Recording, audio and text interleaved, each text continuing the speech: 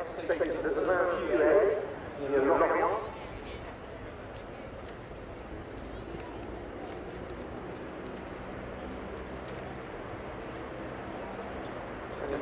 Continuing the regular marathon thing now. As you can see, the regular, the thing about the airport, of course, the RIAT site, really good display.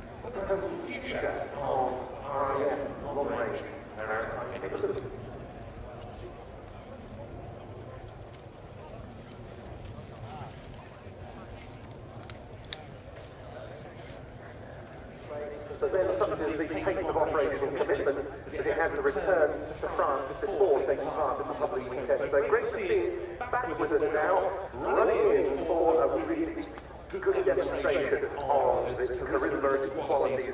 The Dassault Atlantique ATL2.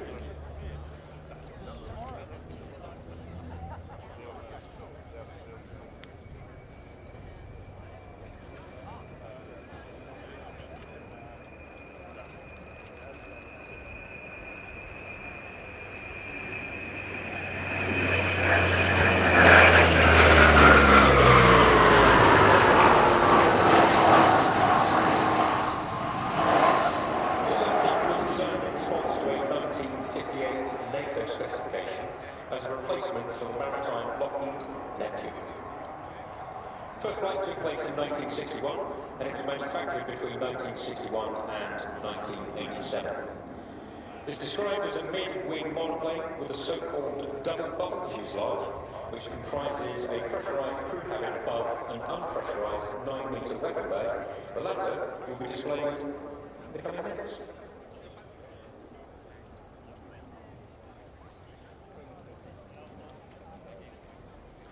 This is the ATL2 model, which completely replaced the original Atlantique in French Navy service.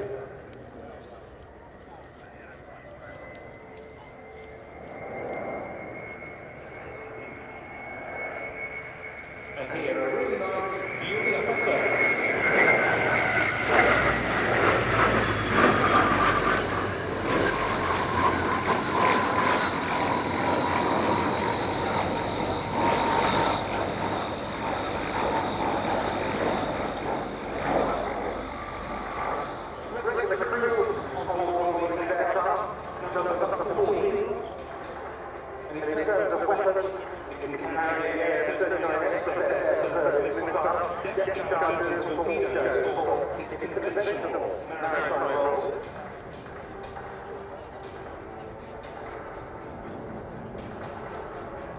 The Atlantique has been operated by France, Germany, Italy, the Netherlands and Pakistan.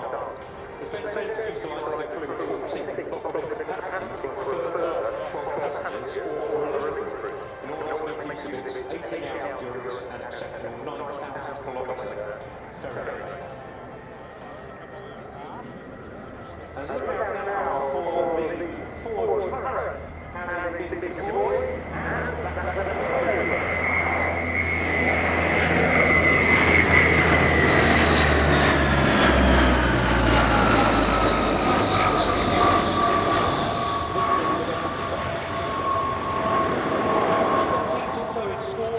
submarines from France's strategic naval forces to dissuade hostile activity in the Atlantic. But since the end of the Cold War, these aircraft, like a lot of other maritime patrol aircraft, MPAs, have also found a new purpose of over land as opposed to over water, intelligence, surveillance and reconnaissance activity in current operation theatres, and those for these aeroplanes have been many and varied. For example, in Operation Serval, France's effort in 2013 to force jihadist militants out of Mali, Atlantiques were used as bombers with payload-2 laser-guided bombs in their weapons bays, as well as for ISR.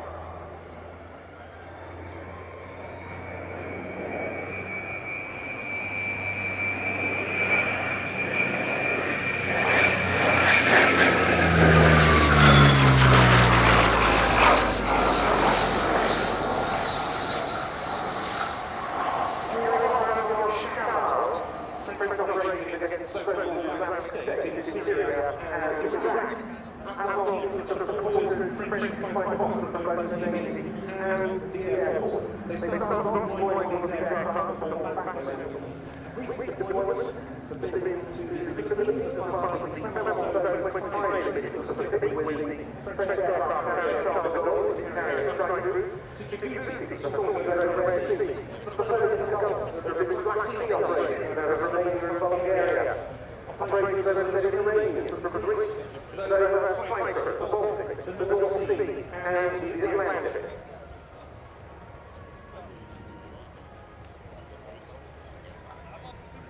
Bring the aircraft in now for a search and rescue support configured pass.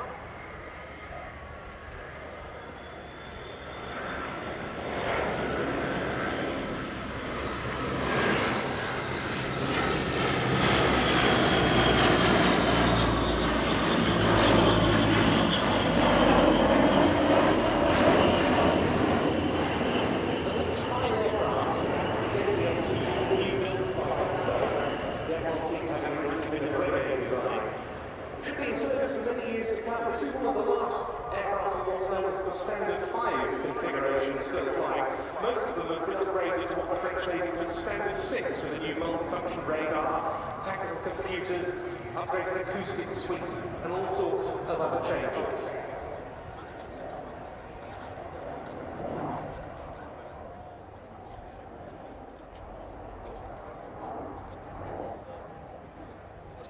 And it's very interesting to see the so-called MAD, magnetic anomaly detector boom, protruding from the back of the aircraft, a classic configuration for so many maritime patrol aircraft, including the RIAT, Nimrod MR1s and MR2s, and indeed the Lockheed P3 Orion, which is represented by one of the CP-140M Auroras of the Royal Canadian Air Force here in Static Park.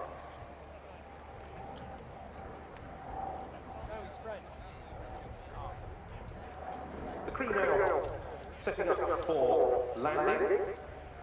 Lieutenant David is the pilot and Lieutenant Tommy is the aircraft captain. Also on board, providing lookout are Chief Petty Officer Benjamin, Petty Officer Baptiste and Petty Officer Fred. And flight engineers Master Chief Petty Officer Baptiste and Chief Petty Officer Maxime.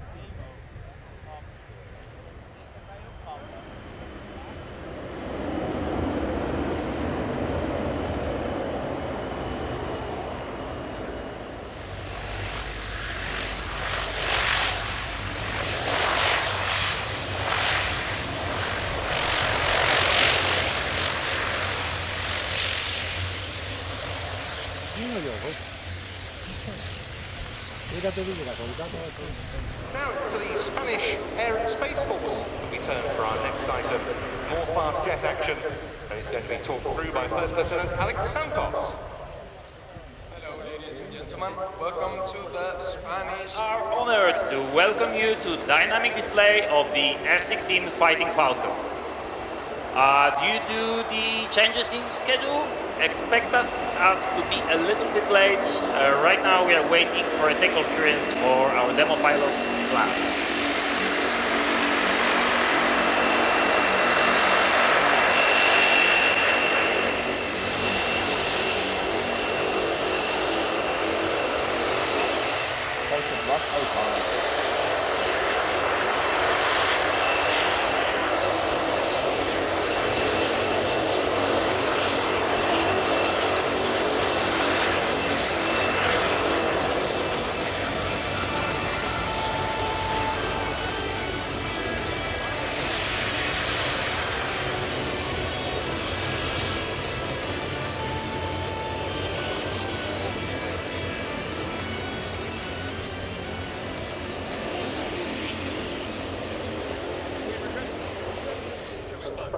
Quite often there's a 10-minute gap in the program with the aircraft before having to be brought forward.